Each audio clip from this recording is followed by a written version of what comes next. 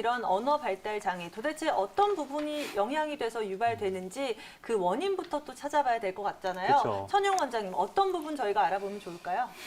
보통 이제 아이가 말이 늦으면 보통 우리 아이가 내가 엄마가 애를 뭐 잘못 키워서 그런가라고 생각하시기 쉬운데 사실은 어떠한 그 뇌 질환이 있어서 그런 경우가 많습니다.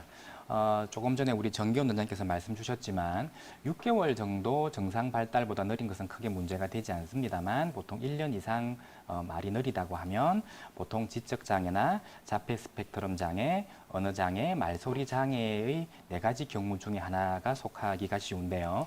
먼저 첫 번째 지적장애는 언어가 느린 가장 대표적이고 가장 많은 비율을 차지하고 있습니다. 보통 지능지수로 70 이하인 경우를 이야기하는데 현실적으로는 지능검사 자체가 좀 어려운 경우가 많아서 임상적으로 추정을 하는 경우가 많고요. 언어만 느린 것이 아니라 인지나 사고나 판단 그리고 근육 발달 등도 다 같이 느려서 다리에 힘이 없어서 잘 넘어진다든지 소근육의 발달도 조금 더디어서 그림을 그리거나 하면 이 터치가 미숙해서 다른 애들보다 그림이 상당히 좀 부자연스러운 경우가 많습니다. 이 아이가 비록 이제 인지가 느리다고 하더라도 언어가 발달되면 인지가 같이 올라가는 경우도 많으니까 너무 낙담하실 필요는 없고요. 그 다음으로 많은 것은 자폐 스펙트럼 장애입니다. 자폐는 그야말로 스스로자 다들폐, 즉 다른 사람과 언어란 다른 사람과 소통을 하기 위한 필요한 도구인데 다른 사람과 소통하려는 욕구 자체가 속에서 생겨나지 않는 것이죠. 그래서 다른 사람과 눈을 맞추지 않으려고 한다든지 친구에게 아예 관심이 없는 형태를 잘 보이기도 하고요. 언어에 있어서도 아예 말을 하지 않는 무발화인 경우도 많고 간혹 말을 한다고 하더라도 아주 단순한 소리만 반복해서 내거나 혹은 감정적으로 지나치게 흥분해서 비명 소리만 지르는 그런 경우도 좀 있고요. 물론 아주 가벼운 경우는 말을 하기는 합니다만 아주 그 상황에 맞지 않는 부자연스러운 말투로 경직되게 말을 해서 친구들에게 놀림을 받는 경우도 많다고 할 수 있습니다. 이런 자폐 스펙트럼 장애인 경우는 단순히 말을 계속 반복해서 시키려고 하기보다는 다른 친구와 어울릴 수 있는 소통의 욕구를 정대시켜 주려는 시도가 조금 더 좋겠고요. 언어 장애는 가장 예후가 좋은 경우에 속하는데 언어만 느릴 뿐 인지나 사고나 판단이나 뭐 근육 발달 이런 것들은 다 정상적인 경우가 많습니다. 즉 말은 못하지만 그림도 잘 그리고 운동도 잘하고 말은 뭔가 못하지만 친구들하고도 잘 어울리는 경우죠. 대부분 유전성이 있어서 이 아이의 할아버지도 옛날에 그랬고 아빠도 그런 경우가 있다라고 하는데 대체로 가장 예후가 좋은 경우에 속합니다. 말소리 장애라는 것도 있는데요. 이거는 말을 아예 못한다기보다는 말을 할 때 특정한 음소의 발음이 잘 되지 않는 것이죠. 즉 나이는 6살인데 말하는 걸 들어보면 꼭 3살처럼 그렇게 말을 하는 것인데 보통 조음 장애라고 하는 것이 이것이고 언어 치료가 가장 효과가 좋은 부분이기도 합니다. 대부분 언어가 느린 경우는 지적장애, 자폐 스펙트럼 장애, 언어장애, 그리고 말소리 장애 중에 속한다고 보시면 되겠습니다. 구체적으로 어떤 치료의 도움을 받으면 개선될 수 있을까요? 네, 아이 언어가 느린 것은 부모님이 아이의 말을 안 가르쳐서 아이가 말을 안 하는 것이 아니고 뇌의 질환일 가능성이 높다고 말씀드렸잖아요. 이 언어가 지연이 되는 것은 뇌의 언어에 관계된 뇌 부위의 발달이 느린 것인데 이것은 한의학적으로 콩팥의 기운이 허약해서 나타난다고 보고 있습니다. 그래서 이런 경우는 콩팥의 기운을 도와주는 한약을 처방하면 결과론적으로 언어에 관계된 내부의 발달이 촉진되고요. 언어는 타인과 소통하기 위한 도구로서 생겨난 것인데 언어를 배우는 첫걸음은 타인의 말을 듣고 흉내내는 것에서부터 시작이 되죠. 그러므로 타인의 말을 듣고 정확하게 분별하는 청지각에 문제가 있다면 언어를 시작하는 첫걸음부터 잘못되게 되는 것이죠.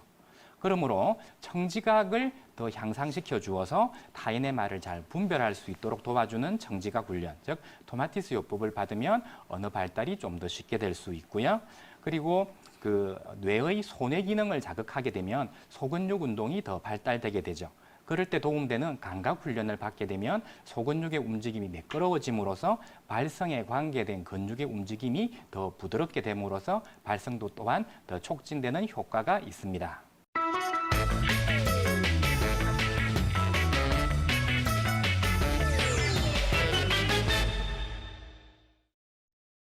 안녕하세요. 건강꿀팁 건강한의사 천정호입니다. 오늘은 팁장에 대해서 말씀드리겠습니다. 요즘 틱에 대해서 잘 모르시는 분은 아마 없으시겠죠. 틱은 자신의 의지와는 관계없는 근육의 움직임이나 소리냄을 말하는데요. 보통 근육틱과 음성틱으로 주로 나뉘게 되죠. 근육틱의 약 80%는 눈을 깜빡이는 것에서부터 시작이 됩니다. 주로 처음에는 눈을 깜빡이다가 나중에는 눈을 헐기거나 눈을 굴리기도 하고 경우에 따라서는 목을 흔들거나 끄덕거리거나 어깨를 들썩이거나 혹은 큰 근육인 배를 꿈틀거리거나 다리를 접었다 폈다 하면서 길을 걸어갈 때 휘청거리는 모습을 보이기도 하죠.